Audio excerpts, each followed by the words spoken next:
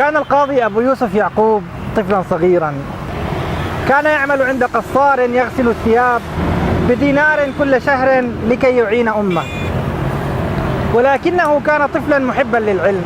كان يهرب من دروس أمه إلى حلقات الإمام الأعظم أبي حنيفة النعمان في بغداد، فكانت أمه تلحقه وتخرجه من حلقات أبي حنيفة وتقول له هيا إلى القصار فبدونه لن نأكل، فكان يقول لها أبو حنيفة دعيه فإني أعلمه كيف يأكل الفالوذج بدهن الفستق، وهي تضحك عليه وتقول له إمام فقير مثلك يعلم ولد اليتيم كيف يأكل الفالوذج بدهن الفستق، لأن هذا الطعام كان من طعام الملوك فقط.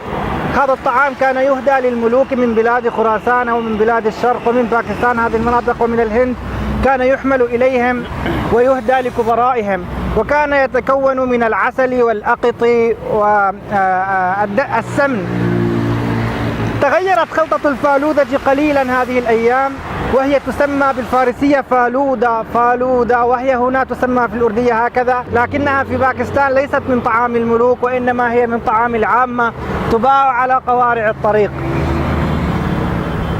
لما أصبح هارون الرشيد خليفة للمسلمين وأصبح أبو يوسف يعقوب قاضي القضاة، اختلف هارون وزوجته زبيدة أيهما ألذ، اللوزنج أم الفالوذج، فأقسم هارون الرشيد على زبيدة بالطلاق وقال لها أنت طالق إن كان الفالوذج أطيب من اللوزنج.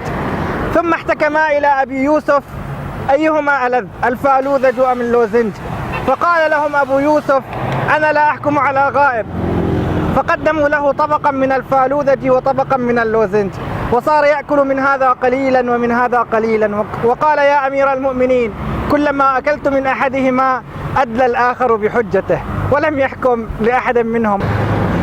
الفالوذج يتكون الآن من